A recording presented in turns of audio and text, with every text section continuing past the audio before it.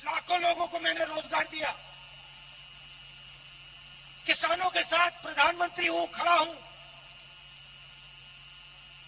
मगर काम सिर्फ उन दो लोगों का होता है। एयरपोर्ट, रेलवे लाइन, आपके खेत, माइंस, जो भी उनको चाहिए।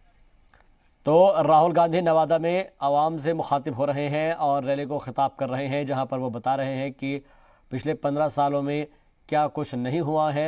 हर किसी के अपने अपने दावे हैं, हर किसी के अपने अपने वादे हैं। तमाम जो पार्टियां हैं वो इस वक्त चुनावी मैदान में हैं। आपको बता दें कि बिहार में इंतखाबात होने जा रही हैं, उससे पहले चुनावी रैलियां इस वक्त ज़ोर शोर से चल रही है। एक तरफ एनडीए की जानिब से वज़ीर आज़म मोदी और नीतीश कुमार की रैलियां हो रही हैं, तो वहीं दूसरी जानिब अजीम इत्तेहाद की तरफ से तेजस्वी और राहुल गांधी मोर्चा संभाले हुए हैं। और साथ ही साथ आपको ये बता दें कि बिहार इंतखाबात को लेकर एलजेपी बिल्कुल अलग चुनाव में जा रही है, चुनावी मैदान में उतरी हुई है। लेकिन अभी देखना दिलचस्प होगा कि आखिर नरेंद्र मोदी जी ने कहा 22 दिन में लड़ाई जीती जाएगी। बिहार के सब मजदूरों को दिल्ली से, बाकी प्रदेशों से भगाकर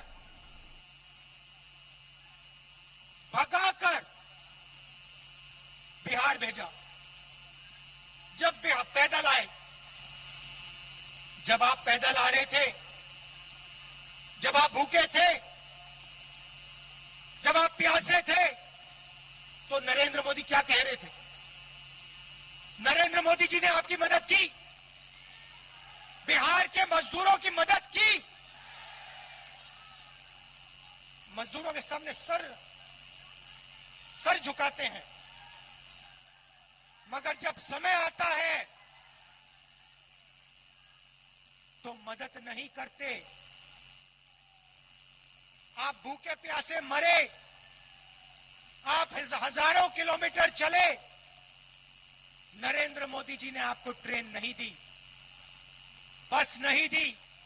नरेंद्र मोदी ने आपसे कहा, भूखे हो तो क्या हुआ, प्यासे हो तो क्या हुआ, हजारों किलोमीटर चलो, अब बिहार की ओर चलो, मर जाओ, पिस जाओ, मुझे कोई फर्क नहीं पड़ता। यह सच्चाई है भाई और बहनों, सच्चाई आपको पहचाननी पड़ेगी, क्योंकि जब आप सच्चाई पहचानोगे तभी ये देश और ये प्रदेश आगे बढ़ेगा। और मुझ में पूरा भरोसा है कि इस बार बिहार सच्चाई को पहचानने जा रहा है।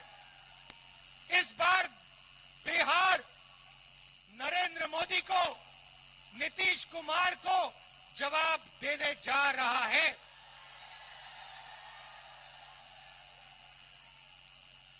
सही जवाब इस बार मिलेगा नरेंद्र मोदी को। आप दूर दूर से आए, इसके लिए आप सबका बहुत बहुत धन्यवाद। कांग्रेस पार्टी और गठबंधन के हमारे जो कैंडिडेट्स हैं, उनका पूरा समर्थन कीजिए, उनको जिताइए और बिहार में एक नई सरकार लाइए। बहुत बहुत धन्यवाद। जय हिंद। तो नवादा में आप सुन रहे थे राहुल गांधी को, जहां पर वो सीधे तौर पर सरकार पर निशाना साध रहे हैं, नीतीश सरकार के 15 साल के कामकाज पर सवाल उठा रहे हैं। तो वहीं मरकजी हुकूमत पर भी वो निशाना साधते हुए नजर आया और लॉकडाउन के दरमियान उस बात का जिक्र किया जब तमाम हज़ारों की तादाद में लोग दिल्ली और आसपास के इलाकों से बिहार की जानिब रुख कर रहे थे। ऐसे में उन्होंने कहा कि जब आपको ज़रूरत थी मदद की, आपकी मदद नहीं की गई है। जब आपको बसों की ज़रूरत थी, आपको बस मुहैया नहीं कराई गई है। जब आपको ट्रेन की ज़रूरत थी तो मरकज़ी सरकार ने, दिल्ली सरकार ने, हुकूमत ने आपको ट्रेन मुहैया नहीं कराई। और ऐसे में आप लोग पैदल चल कर आए कि इतनी दूर दूर तक आप चला, तो आपको वो तमाम बातें याद रखनी होगी कि आखिर आपको कैसी सरकार चाहिए जो अपने मुल्क में और अपने रियासत के लोगों की हिफाजत कर सके, उनके लिए तमाम सुविधाएं प्रदान कर सके, उनको तमाम सहूलियात वो दे सके। इस बात का जिक्र करते हुए नज़र आ रहे थे। यहाँ राहुल गांधी नवादा में इस वक्त मौजूद हैं और रैली को खिताब कर रहे थे। तो एक तरफ जहाँ पर बीजेपी की तरफ से ताबड़तोड़ रैलियां हो रही हैं, आज वज़ीर आज़म मोदी की एक के बाद एक कई रैलियां हैं, तो वहीं दूसरी जानिब राहुल गांधी भी इस वक्त रैलियों में मौजूद हैं और आवाम से मुखातिब हो रहे हैं। साथ ही आपको बता दें कि जो अजीम इत्तेहाद है उसमें ख़ास तौर पर आरजेडी अपना आप में सबसे बड़ी पार्टी है और उसमें सीएम का चेहरा तेजस्वी यादव हैं। वो भी अलग अलग जगहों पर नीतीश सरकार पर निशाना साध रहे हैं, मोदी हुकूमत को आड़े हाथ ले रहे हैं। दिलचस्प बात यह है कि अब बिहार में इतने ज़्यादा गठबंधन हो चुके हैं कि देखना अहम होगा कि आखिर 10 तारीख को जो नतीजे आएंगे 10 नवंबर को, वो किसके हक में जाएंगे और जो लोग हैं वो 5 साल के लिए आखिर किसको वोट देकर अपने सीएम को मुंतखब करेंगे। ऐसे में सबसे अहम चीज़ ये भी हो जाती है कि उनके कौन कौन से जो वादे किए गए हैं, क्या वो उन वादों में फंस जाएंगे या फिर अपने सही तरीके से जो भी उनके सामने चीज़ें सामने आई हैं उसको ध्यान में रखते हुए वोट का इस्तेमाल करेंगे।